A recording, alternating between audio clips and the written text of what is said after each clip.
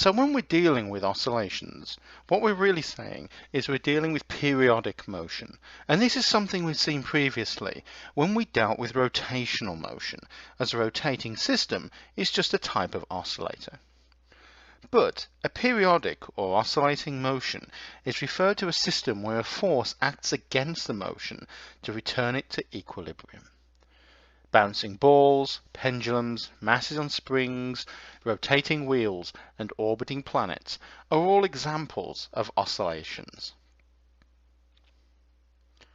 So in this case, if we put mass on this spring, we'll get an extension, and the spring will be constantly trying to bring the entire system back to an equilibrium. So if we look at simple harmonic motion, we've seen this diagram before when we've dealt with such things as masses on springs. And what's happening here is this is the same system at several different times. And as this object is dropping, it's going to experience a restorative force due to the spring, which is going to pull it back up. This whole system would eventually reach equilibrium. But while it's in motion, as the gravity acts to accelerate it downwards, this spring will also accelerate it upwards, giving us a nice oscillation. So taking this as a snapshot of several different times, 6 different times here, we can plot the oscillation in terms of the displacement of this mass. Here the displacement is high, and here it's in the middle towards the equilibrium point, here it's at the bottom. So here gravitational potential energy is a maximum, here energy stored in the spring is a maximum. The maximum velocity will be somewhere about here. So if we plot the motion of this object bouncing up and down on the spring, let's not worry about such effects as air resistance right now or any loss in this system. Let's assume it's perfect. If we plot that, what we will end up with is either a sine or a cosine wave. And here's the kind of example I'm talking about. Here's a number of oscillators all stuck together, and you can see how this wave will actually be influenced by the motion of these oscillators. So any one oscillator will give you a sine or a cosine wave. So here we have a mass, as per the previous example, bouncing up and down on a spring by itself. Here's its starting point, its equilibrium. As we drop this mass, it will eventually experience a restorative force from the spring, which will pull it back. Gravity, restorative force from the spring. And as you can see, this is the plot that will be traced out. This is displacement with time. And what we should note is this is the amplitude of the wave that's produced. And the amplitude of the wave shows the total displacement of the particle that's oscillating.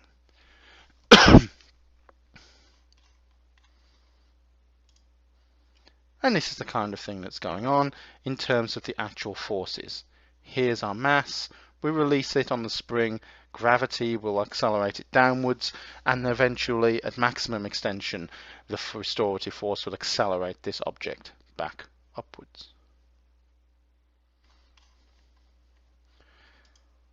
As we said, this isn't just in terms of a system acting under gravity. Here we have an oscillator acting in the x direction, and it's oscillating between 2 points, negative A and positive A. This will translate to an oscillating system that's under rotational motion. So a rotating object on the end of a string or a wheel can be used to actually plot out an oscillating system. And here we're looking at the energy of the oscillator versus its amplitude. Maximum energy at either extreme, minimum potential energy here in the middle. And you can see kinetic energy is varying along with U. U being potential. So here, at maximum compression, we will have maximum energy stored in the spring. At maximum extension, we will have maximum energy stored in the extension of the spring. So springs have a restoring force, and they will work very similar to a gravitational system. So if we're to look at the period.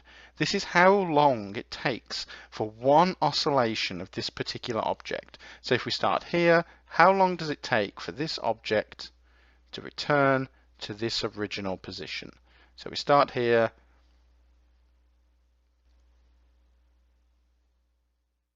that's one period.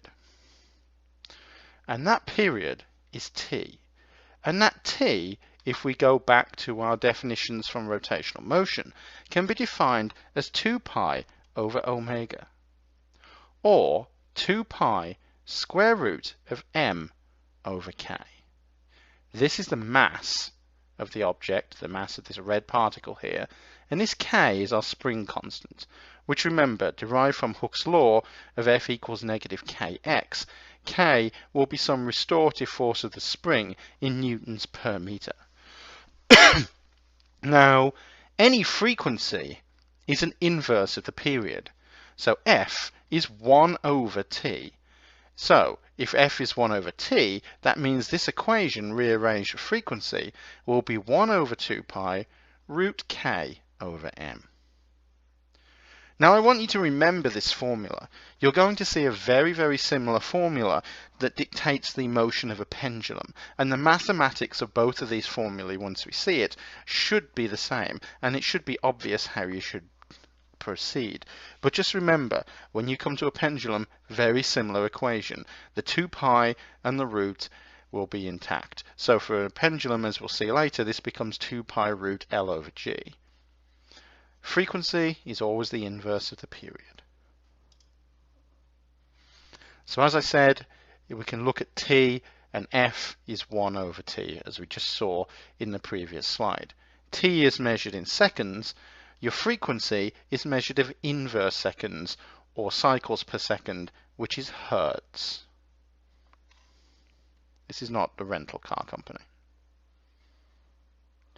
So as I said, if we're looking at a rotating system here, as this system rotates, we can look at point 1 on this wheel. As it rotates around in a 5-second period, it will return back to its original point. So how long does it take one point on the wheel to return back to its original point? And you can look at the accelerations and the velocities, and that's what we've done in terms of rotational motion in the past. Excuse me.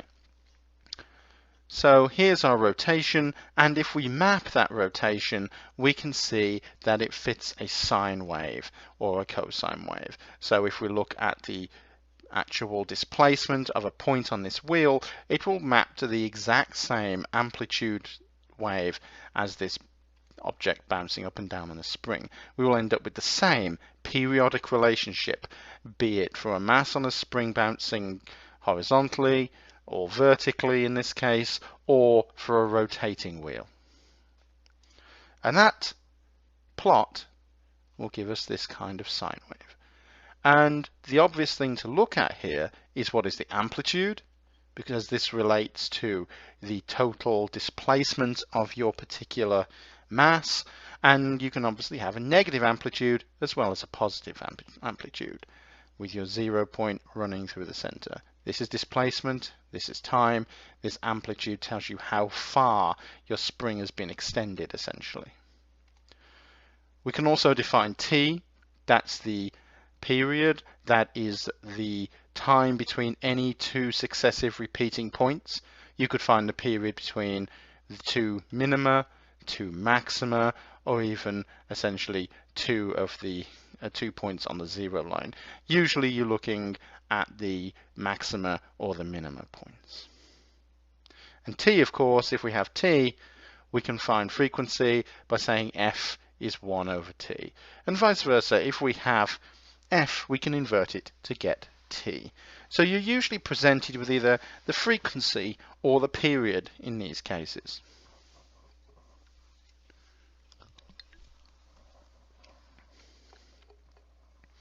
Now, something we can do is essentially plot what's referred to as a phase plot.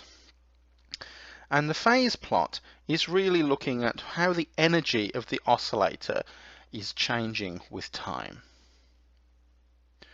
So a plot of position and versus momentum as a function of time here will give this phase path. Now this is for an oscillator that's realistic. This is winding down, and you can tell if an oscillator is a perfect oscillator or an oscillator under what we call damping. Damping is when energy is being removed from the system, as if something like air resistance has been included. And the phase path essentially will tell you about omega. So omega squared equals k over m. Now, given that we have limited time due to this unusual semester, this particular plot is something that I want you to know how it works, but we won't delve too deeply into. And all possible paths for your system of your oscillator are given in terms of these equations. X will be equal to A cos omega t, Y B cos omega t. We're going to stick to one dimension, probably just variation in either the X or the Y axis. If you eliminate t in this equation, what you'll end up with is a phase plot that essentially gives you a set of ellipses. So what am I actually talking about here? What I'm talking about is if we take something like a pendulum. So here we have a pendulum, and we'll take this pendulum over here and we'll release it, and it'll swing back and forth. The time it takes to swing across here and then back again will be the period of this pendulum. If we look at this in what we refer to as time series analysis, this is looking at the amplitude of the wave in terms of its position versus time. So here we have a plot in this sort of turquoise color, and this is position against time. So as this swings back and forth, the actual amplitude of the motion of this pendulum will give us this plot. Now the velocity of this particular oscillator will not vary in the same way as the position. It'll vary in the same fashion, but it will be out of phase. So that means at the top of its travel, this pendulum has a maximum potential energy. At this equilibrium point, it's going to have maximum velocity. Again, at the top of the travel on this side, it will end up with a maximum potential energy, but zero velocity. That means your velocity here is going to be out of phase with your position. So when your velocity is a maximum, your position is going to be at the midpoint. That means your velocity and position are always out of phase. So, why am I telling you that? As stated in the previous slide, we were plotting position versus momentum. What we're really saying in a position versus momentum plot is we're saying what happens if we plot position versus velocity, since the mass is invariant. If we do that, we will end up with this nice circle. Remember, this is an undamped system. By undamped, we mean nothing is taking energy away. If you take a real pendulum, as in a clock, and you swing it, eventually that pendulum will come to a halt and the clock will wind down and stop running. That is undesirable in something like a clock, but any real oscillation will die away with time, and that is usually, if not obvious from the time series analysis, is obvious from the phase plot. Remember, this is a plot of position versus time. This is a plot of velocity versus position. So here we have an oscillator. This object is moving of an amplitude of about 1 from 1 to -1. If we look at this in a time series, you can see how this object is moving, and you can see how its velocity and its position are going to change with time. If we do a phase plot, you can see how this phase plot is reacting. It will give us a nice ellipsoid kind of path. So a time series analysis is a nice way to look at the relationship between the position and velocity of an oscillator. Here we're dealing with simple harmonic motion, so there's nothing interfering with our oscillator at this particular point, and that gives us a nice circular path, a nice sine wave or cosine wave relationships for position and velocity for a simple swinging pendulum. Now, in terms of harmonic motion, the reason it's referred to as harmonic motion is because we can use sine or cosine relationships to describe the oscillation of our system. So if we look at something like a pendulum, we can say that x, the position of our pendulum, is equal to the amplitude of our wave times cosine, which is the function that's essentially generated by the oscillator, times omega. Remember, this is not angular velocity here so much as angular frequency. So how quickly is the system varying times time, and this is just a phase constant or phase angle. Quite often, if you're being smart, you'll start out with this phase angle sort of being eliminated, in that you'll start at the beginning of your cycle. So if we start here, we're starting at the beginning of a cycle rather than starting halfway through, or starting here, halfway through, or a quarter of the way through. And that's what that phi term is. It's saying in terms of a factor of pi, do we start at a factor of pi into the oscillation, a factor of 2/3 pi, a factor of 3 pi, sorry, 3/4 pi, how far through this cycle are we beginning? And if you start from the beginning of the cycle, you will end up with phi being eliminated and just have x, the position, is equal to a cos omega t. So as I said, you can have phi plus some factor of pi. And the sine or cosine depends on the system at t equals 0, as I said. So this is the usual equation you would employ if you've got two different oscillating systems with the same frequency but different phase. You usually want to compare those two systems.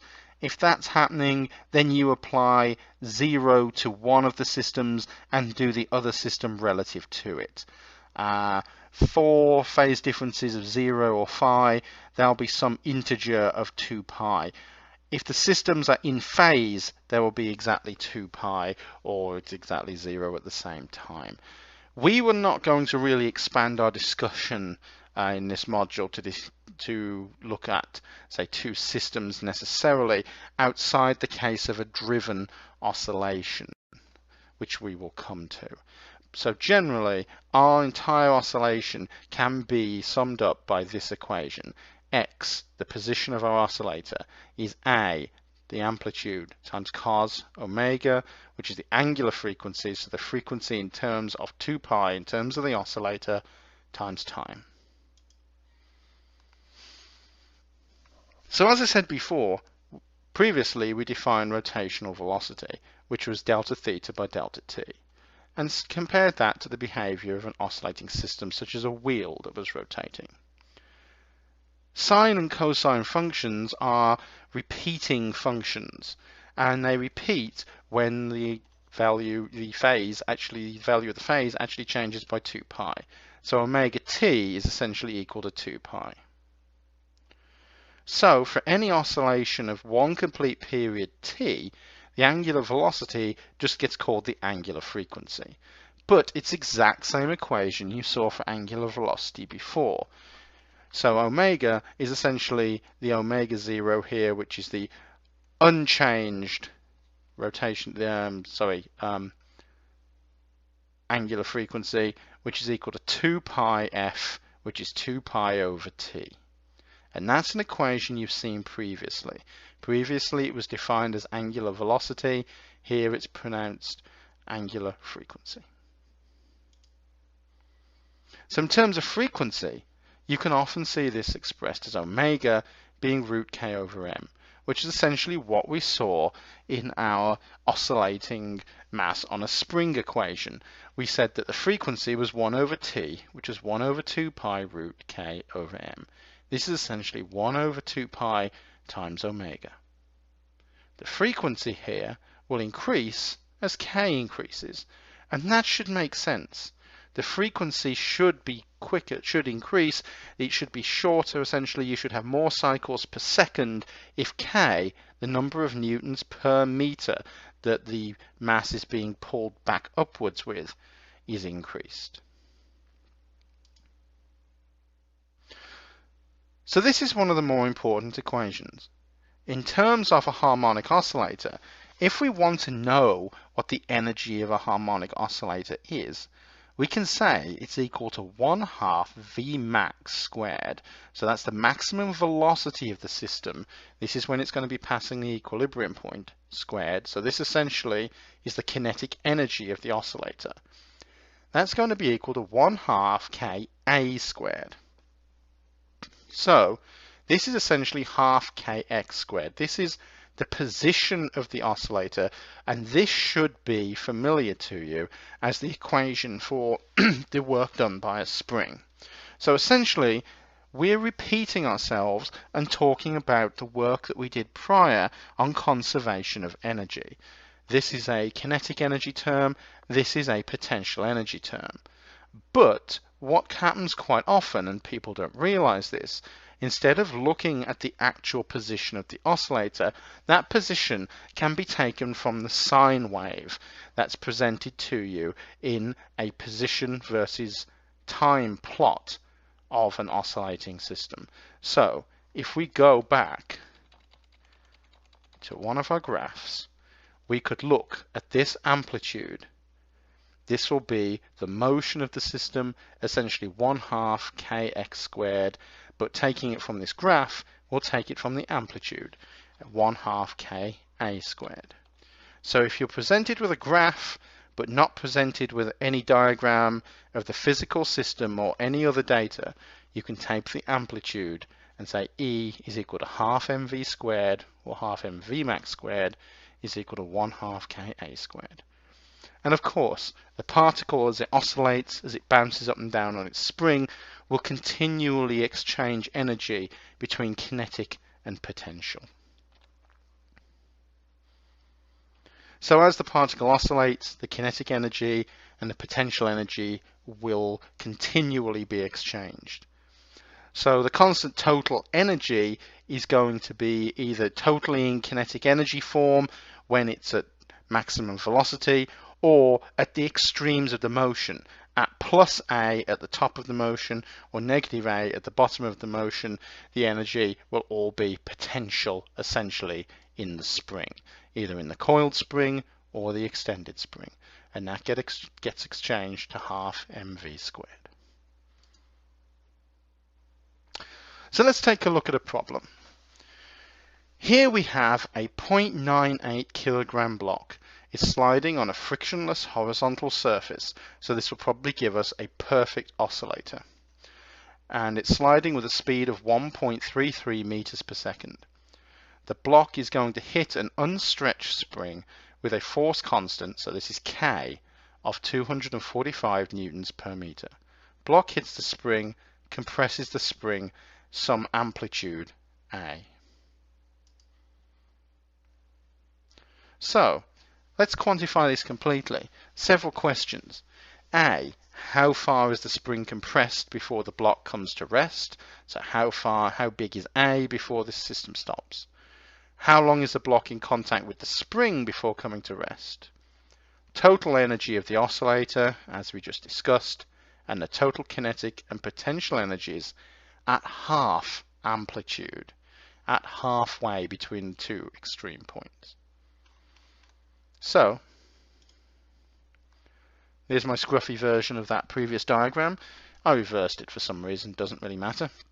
How far is the spring compressed before the block comes to rest? Well, our initial kinetic energy here is the potential energy in the spring. That means we can say 1/2 mv squared is equal to 1/2 Ka squared. Well, how far is the spring compressed? It's compressed by some amplitude A. So we want to find A. The question is really saying find the amplitude of this oscillator. So rearranging, this will be V times root m over K. Substitute in, we have our 1.33, that's the velocity here, we've got our mass here of 0.98 kilograms, and we've got our spring constant of 245 newtons per meter. That will give us 0.0835 meters. So this is A, this is the amplitude. So in part B of this problem, we're asked how long is the block in contact with the spring before coming to rest. Now remember, the block is going to hit the spring and then compress it. It's going to pass a point of maximum velocity and then slowly come to rest. Now, the question is how long? So we have to find some time that we can express this time relative to, and that is always the period of our oscillator. So we need to express this in some fraction of the period. So the first question is, what is the period of our oscillator? And that comes from our equation of t is 2 pi root m over k. We have m, we have k, substituting in gives us 2 pi root m over k will give us 0.397 seconds. Now, halfway through a cycle, the velocity will be a maximum. That means 1/4 of the way through the cycle will be when our block comes to rest. Think this through in terms of a diagram of a mass hitting a spring, but also think this through in terms of a sine wave relationship. So the point we care about is the time when we're at 1/4 period. So this will be when the spring is completely compressed and comes to rest. So what we're essentially doing is dividing 0.397 seconds by 4 to get 0.0993 seconds. Take a look at some of the problems in the chapter, specifically the examples that are in this chapter on periodic motion and oscillations, and make sure you can understand where the maximum and minimum potential and kinetic energies will be. That will help you understand why this is 1/4 period. So, part C states find the total energy of this oscillator. Well, the total energy of the oscillator will simply be 1/2 Ka squared, where A is the total amplitude of the oscillation. The oscillation is essentially how far the system actually moved. That means that we want A. So A from part A was 0.0835 meters. So the total amplitude of our oscillation is 0.0835 meters. Substitute in, this becomes 1/2 Ka squared. Here's our amplitude, here's our K value from the question. This will give us 0.854 joules. Get an idea of the sort of order of magnitude of the energies we're dealing with here for a 1 meter per second block, so you don't end up with several hundred joules or thousands of joules or anything like that in your answers. Part D stated find the total kinetic and potential energies at half amplitude. Half amplitude is the point where x is a over 2. So the total amplitude is the complete movement of our object, of our block. So x here is a over 2. So find the total kinetic and potential energy at 0.04175 meters is really the question. Well, there's a couple of ways of doing this, but the potential energy is the spring potential energy. That's the work done by a spring, which is half kx squared, which incidentally is also the energy of an oscillator. This will become 1/2 245 newtons per meter times our 0.04175 squared, and that will give us 0.2135 joules. So the kinetic energy will be the total energy of the oscillator minus this potential energy that we just calculated. This is the energy stored in the spring, so the kinetic energy is anything left over from this subtraction. This will become 0.854 from one of our previous answers minus 0.2135 joules to give us 0.64 joules. So that was a relatively long problem, but we have characterized everything I could ask about this type of oscillator. And it's important for the last exam to make sure that you're prepared by going through these examples and going through the questions in this particular module so you're ready to do the questions on the exam. Given the time that's remaining, the questions on the exam will be quite similar to those that you would see either in this slide set or in the homeworks. So just as a reminder here about waves, the longer wavelength will give you a lower frequency. So here our wavelength is 0.5, that means our frequency essentially is doubled. Here we had a wavelength of 1 centimeter and a frequency of 30 times 10 to the 9, so this is gigahertz. This wavelength is now half a centimeter, so that doubles the frequency. Wavelength goes down, frequency goes up. This oscillator is oscillating more and more per second. Wavelengths at a quarter, frequency is multiplied by 4. Shorter wavelength means higher frequency. And this is the kind of thing we could expect for, say, the frequency of a photon that's emitted by a molecular interaction. So here we've got rotational and vibrational spectra coming from a particular diatomic molecule. If this molecule releases energy, probably in the infrared here, this will result in an oscillation of light. And that will give us something around, this is in angstroms, but something around the infrared region. Why do I mention this? Because we mentioned the Morse potential before when we were dealing with masses attached to springs, and we can model this in the same way. Here's two masses attached to the spring. This is the same as having two atoms attached with an atomic bond, and this becomes a quantum mechanics problem where everything is quantized. So we've talked about frequencies, we've talked about amplitudes and how we characterize our oscillators, but what we want to do is talk about the oscillators themselves. Specifically, let's talk a little bit more about the pendulum. So we already talked about a mass on a spring, but here we're dealing with a pendulum now. And this pendulum is going to oscillate under simple harmonic motion about some equilibrium position. What that means, theta equals 0 is this line here. We take this mass and we displace it by theta and then we release it. This mass will then swing over here and then swing back again. That means there has to be forces acting on this mass. This mass has to be accelerating one direction, then the other. The force that's taking this mass of this pendulum away from equilibrium will be mg cos theta. So the only thing that's acting on this pendulum essentially is gravity or some component of gravity and a tension in the line. So here's our line, here's our pendulum, and here's the tension in that line. As this pendulum swings this way, it will experience a force of mg sine theta in this direction.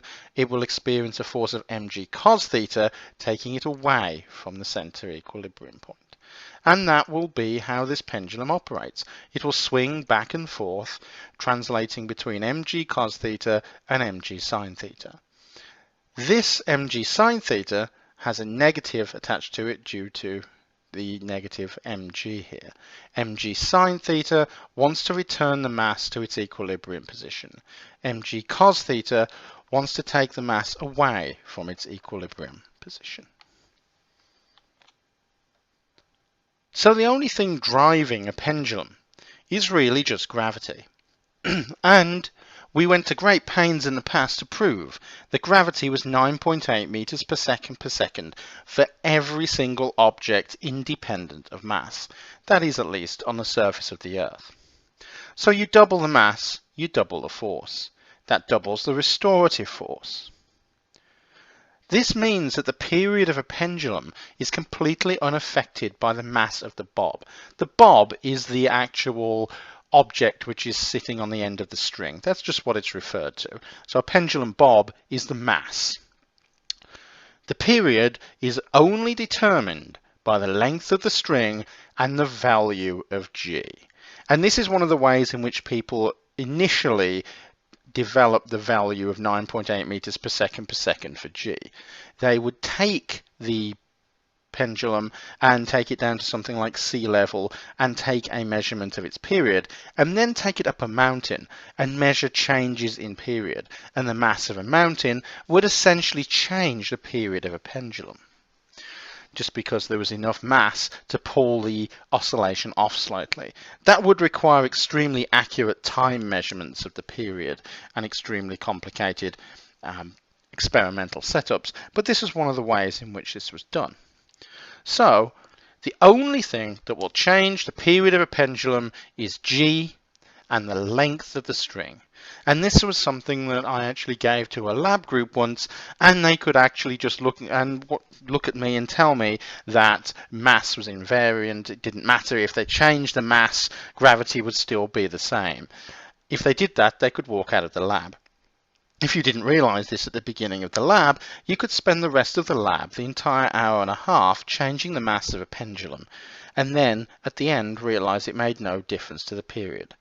This actually angered a few people, but they learned the lesson.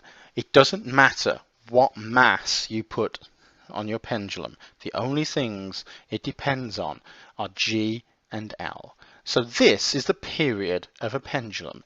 T is 2 pi over omega, if you have omega, or 2 pi square root of L over G. So remember, when we looked at a mass on a spring, T was 2 pi root of M over K. Here, it's L over G. So if we want to find the frequency, you could say F was 1 over 2 pi root G over L. Now I realize this is a simple rearrangement, but in general I don't even bother with this, because you could always make a mistake and say forget to move L or something like that. If I can calculate the period, I always do. If I'm looking for the frequency, I'll simply invert the answer to this equation. It's up to you how you do it. But remember, 2 pi root L over G is very similar to 2 pi root M over K for a mass on a spring. So if you can manipulate one, you can manipulate the other. They're essentially the same kind of equation, just M and K replace L and G when we're dealing with a pendulum or a mass on a spring. So let's take a look at a problem. What's the length of string on a pendulum with a period of 2.5 seconds? Well, we've got T equals 2 pi root L over G. So definitely practice rearranging this equation. It's not particularly difficult, but getting the root wrong is quite a common problem, and that will give you the wrong answer. So if we rearrange this equation, L will be T squared times G over 4 pi squared. Substituting in, 2.5 squared times 9.8 over 4 pi squared will give us 1.55 meters. So if we want a 2.5 second pendulum, we need to have a 1.5 meter long string. And this is why such things as grandfather clocks have such long strings attached to them. The gearing is relatively simple in these clocks, and so they really work by just having a long pendulum. And that timing of the length of the pendulum really determines how quickly the clock moves. And with a clock you want to calibrate it, of course, so it actually moves once every second, or once every minute, depending on how you want your clock. So now let's take this pendulum to the moon, and this pendulum also has a 2.5 second period. So to go to the moon, we want a 2.5 second period on the moon as well as the Earth. So it's not the same pendulum. How long is the string on this pendulum? The gravity on the moon is 1/6 Earth gravity. I'm giving you that. So a pendulum, 2.5 second period, how long? Well, T equals 2 pi root L over G, as always, where G now is 1/6 Earth gravity.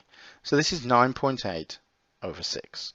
That gives us 1.63 meters per second for the moon's gravity.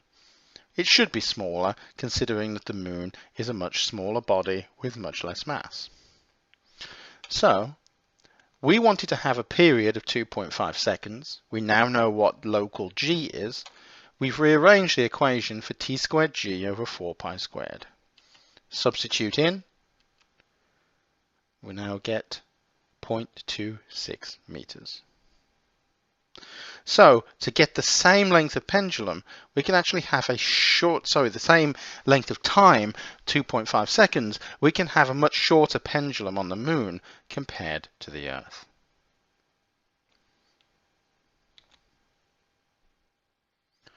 So we've discussed harmonic motion, we've discussed oscillators.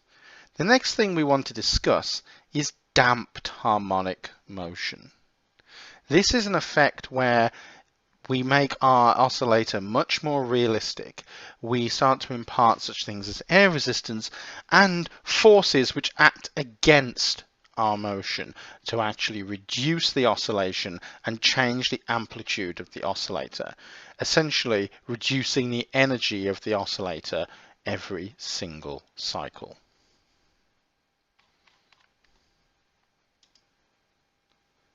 So what do we mean by damping? Damping, if we go for the dictionary definition, is the dissipation of energy from any vibrating system. By dissipate, we mean we're transforming the mechanical energy into some other form. So if we swing a pendulum, air resistance will result in friction with the air, translating motion, kinetic energy, energy from motion, into, say, heat as the pendulum moves through the air. And this makes our system much more realistic.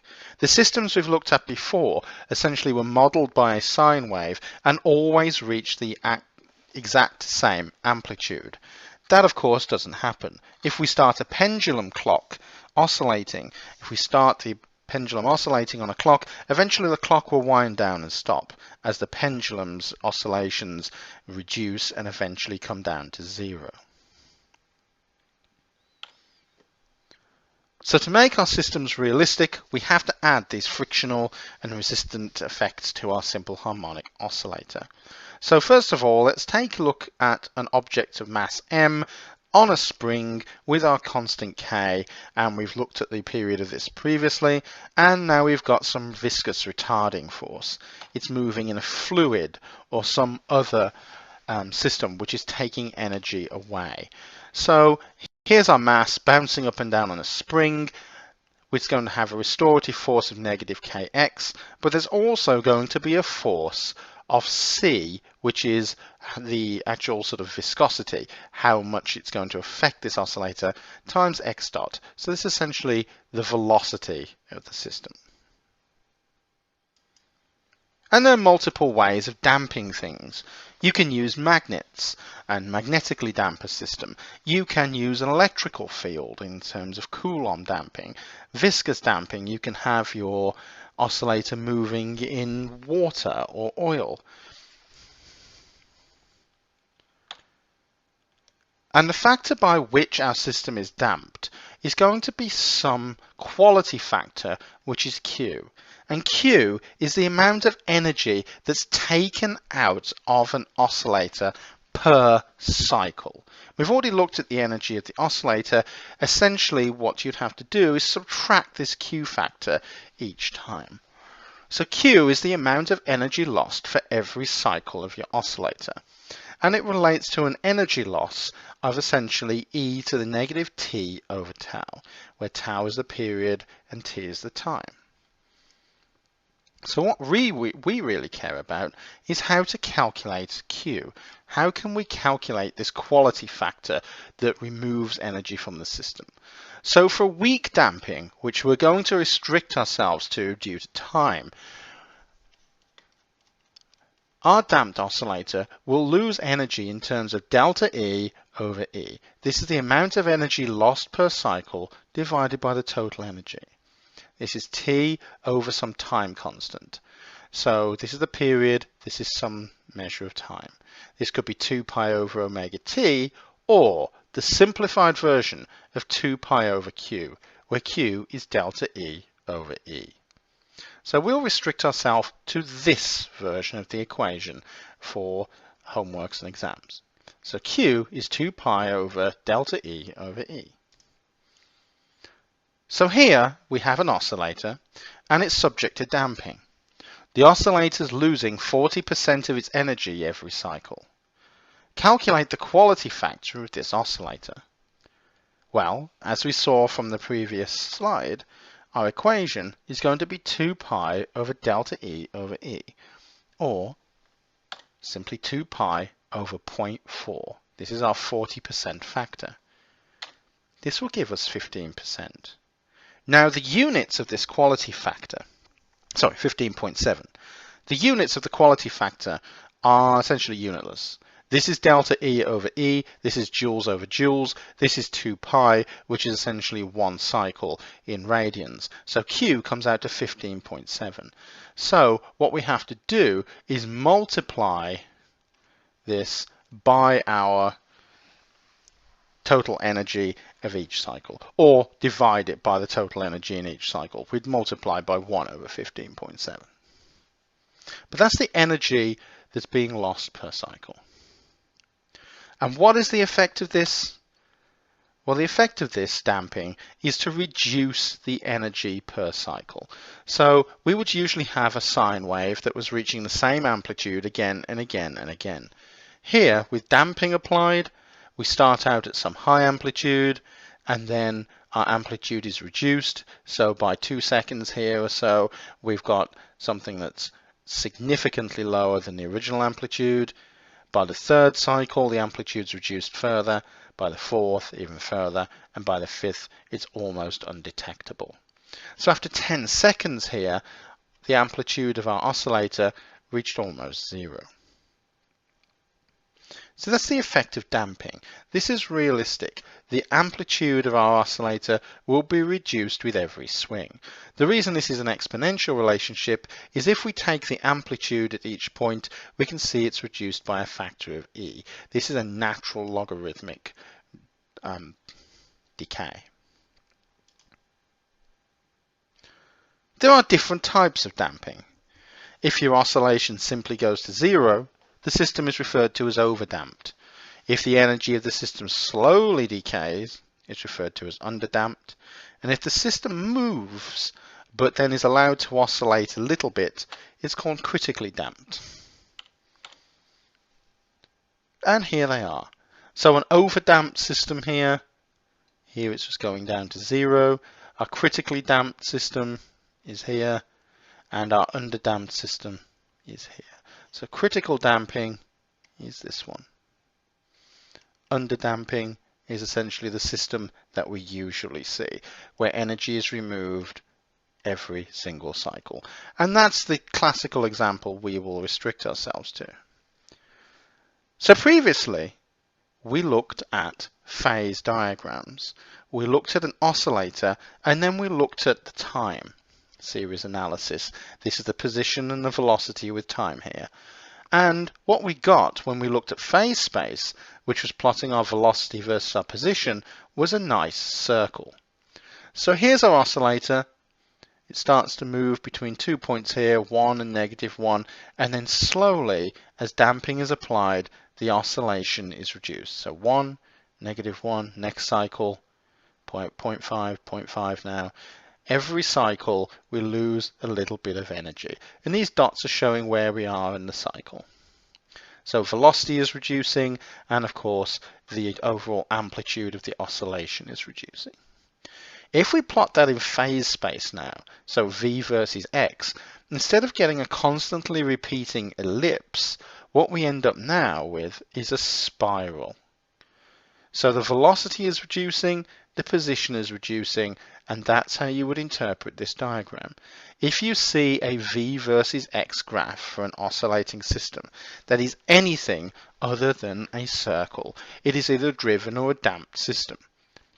If it is spiraling inwards like this, you're seeing a damped system. If your if your x versus t or v versus t graph is reducing each cycle, that is also a damped system. So we can compare that to the original plot that we looked at before. Here's our oscillator without damping, bouncing between 1 and -1, giving us our time series analysis of x and v of this type. Our phase plot, a nice perfect circle. Now here's our oscillator with damping applied, same oscillator, but now it's realistic and energy is being lost every cycle. So our time series, our damped time series, will now look like this. Our phase plot will look like a spiral. So that's damping. That's a realistic system under the action of, say, friction. As well as damping, we can have a system of a driven oscillator. So if we don't want our system to decay, if we don't want the energy to reduce every cycle just by natural means, just by the environment around the pendulum, then we can actually drive our oscillation. And that's what this guy is doing with the kid on the swing. And this is quite a fundamental thing to do. When you look at somebody on a swing, you sort of know that to push them, the best place to push them is at the top of their swing. If you wait until the person is at the top of their swing to push them, then you know this will have the maximum effect and push them to a higher amplitude. This is an example of a forced or a driven oscillation, usually referred to as a driven oscillation. So you need an input force to maintain the motion. If you stop shoving this child on the swing, they will eventually stop as damping takes hold and their oscillation reduces. So the amplitude of your oscillation depends on the driving force and what's referred to as the natural frequency of the oscillator. Now, when I talked about the child on the swing, the best place to push them, to give them a force, was at the very top of their swing.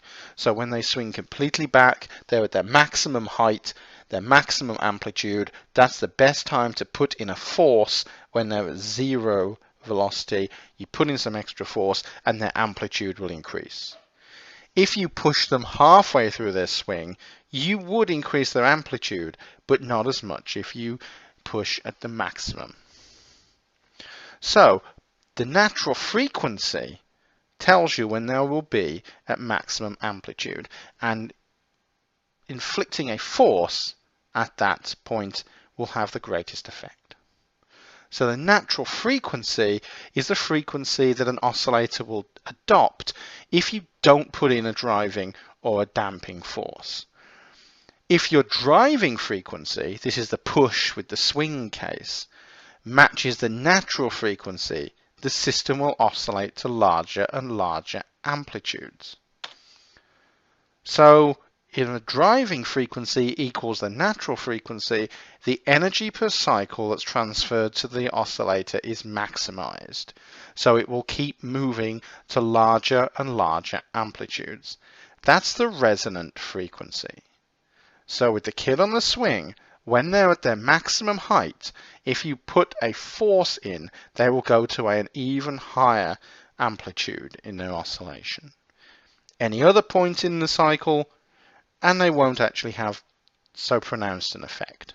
So make sure the frequency of your driver equals the natural frequency, and you'll end up with amplitude increasing and increasing. And this is how things like tuning forks work. If you hit a tuning fork, it will vibrate at its natural frequency, and that's why it puts out one single tone of sound. So let's explain this a little more in terms of our old friend, a mass on a spring. So here we have a mass on a spring that if we just let go of the mass, it would bounce up and down at some frequency. And we've looked at that. We know that would occur. So this top line here, this top relationship, is showing what the frequency would be if it was just allowed to oscillate. So if we put a piston on top of this spring so that every cycle of this oscillation we put a little push into it, a little more force into the system. So this now would be the oscillation of the piston. This would be the force that the piston is putting in. And this is the oscillation of the mass on the spring. So every time this mass reaches the top point of its motion, we put a little bit of force in, like the guy pushing the kid on the swing. If we do that, if our oscillator is in phase with this driver at the top, then this system will be pushed to bigger and bigger amplitudes. This is what happens when you use a driver at the natural frequency or resonant frequency of the system. And this will push the system to bigger and bigger and bigger amplitudes. And this can be advantageous if you really want to drive a system to high amplitude. From an engineering standpoint, this is often something you don't want. If you have a shock absorber that does this, then you'll end up with a vehicle that shakes itself to pieces. If you end up constructing a bridge as per the Tacoma-Narrows bridge, such as this, then you have to be careful of winds running down the valley. And that's exactly what happened with this bridge. The bridge size and its length was such that winds traveling down this valley managed to oscillate the bridge at its resonant frequency. As the bridge was actually oscillating, a driving force kept it moving, and it oscillated to higher and higher amplitudes. The amplitudes eventually shook the bridge to pieces. I'm also told a story of a group of monks in Bavaria in the 16th century who would march in time as they went about their daily chores. They decided to march in time up a set of stairs once, and the entire set of stairs collapsed as they just happened to march at the resonant frequency of the steps, almost wiping out the entire order. So this can be catastrophic if you're not careful. We can also set up standing waves. A standing wave is a wave which is anchored at both ends of the oscillator, and this will end up with a system of nodes and antinodes being set up in the oscillator. We probably do not have time to go into this at this moment. Additionally, you can look at oscillations in 2 dimensions. For the purposes of this class, we will be restricting ourselves to 1-dimensional scenarios for homeworks and exams. But all a 2D oscillation really does is add an extra degree of freedom. So if you think about a pendulum swinging back and forth, it could be allowed to swing not just in the x-axis, but also in the y-axis. And that means if this occurs, all you're really doing is setting up 2 different oscillating systems, one in the X and one in the Y. So if we were to look at a mass bouncing on a spring, you could look at F being negative kx, but also negative ky. This would be essentially k times r, which is some position vector, times cos theta in the X and sine theta in the Y. So essentially all you're really doing is solving 2 oscillators in one. Now, in order to solve a 2-dimensional oscillator in this case, you would have to switch to a system of polar coordinates rather than your standard Cartesian coordinates.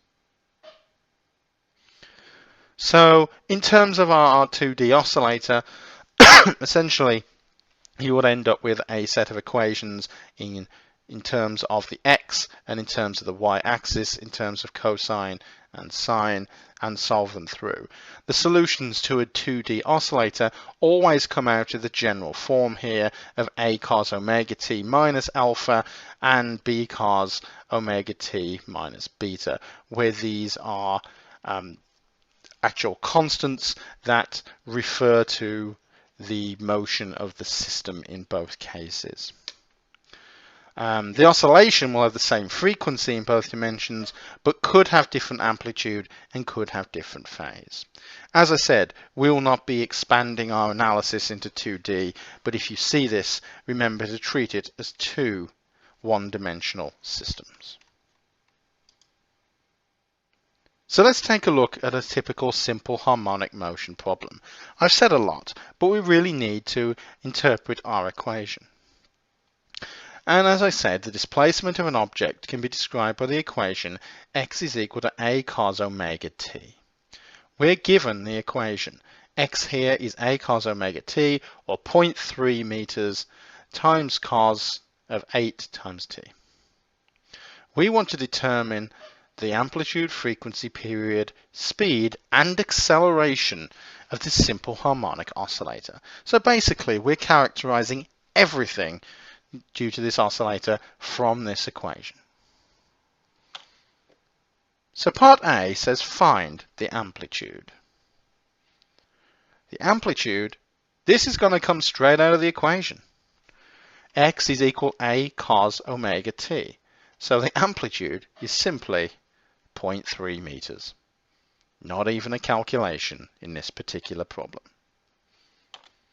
Part B asked us to define the frequency. The frequency of any simple harmonic oscillator, and this applies to any system like this, is 2 pi f. X is equal to A cos omega t. Omega is 2 pi f. We can substitute 2 pi f into here. So 2 pi f is essentially 8 seconds here. So f will be 8 over 2 pi. We're essentially converting between omega and a standard frequency f, which is again something we saw in rotational motion. So what we'll end up with is 1.27 Hertz. Now this is not a particularly difficult thing to do mathematically, but you do have to realize the nature of omega being 2 pi f in order to do this. The value is given in the problem once again. Part C, excuse me, what is the period? Well, period is just 1 over f. We got f from the previous part. If we invert it, 1 over 1.27 gives us 0.79 seconds. So far, these have not been mathematically difficult problems. You do need to realize the definitions of things like omega, definitions of A, definitions of T. These are relatively simple definitions, but do make sure you recall them when you're doing an exam. Almost to the end. Now we want to know what is the maximum speed. Well, the maximum speed is 2 pi a times f. Again, this is something we could actually determine from our rotational motion problems. Substituting in, we're going to end up with 2.4 meters per second. We have A, we have F from the previous problem. And finally, for this problem, what is the maximum acceleration? Well, our acceleration, I suppose we could find if we've got the velocity and we look at it in terms of t. But a simpler way to do this is to say that this is an oscillator where f is equal to kx. And this is going to be greatest when x is greatest. So we can say Ka over m is equal to 2 pi f squared. Take a look at one of the examples during this chapter for a bit of assistance on this. That means that we can say the acceleration is going to be k over m times a, which is equal to 2 pi f squared times a. Substituting in gives us 19 meters per second per second. So I'd say the acceleration here is the one you're least likely to have to find, but make sure you can go through sections A through D of this particular problem and understand how each of those variables is defined and how you could find them. Now, I do want to say one word on driving forces. In the coming assessments, you will not be asked to produce this equation, and I do want to give you a bit of a warning that when you're dealing with driving forces and you're dealing with damped forces as well. So here, if we're looking at an underdamped case with a driving force applied, the equation for the displacement will become this: AE to the negative gamma t, where this is a quality factor essentially for the energy being taken out of the system, times sine of omega t plus phi plus a cos omega t plus phi. This is the position and velocity of the oscillator as it decays. This is the driving force. So the solution to this case becomes this equation, which in itself doesn't look too bad. But if you are to start digging into this equation, it does become quite complicated. The reason being is A is decaying to give this equation. Omega will give you this. Phi will give this. Gamma is this. A is this. And phi here is this. So you can see the level of complexity that can result if you actually start digging into this equation.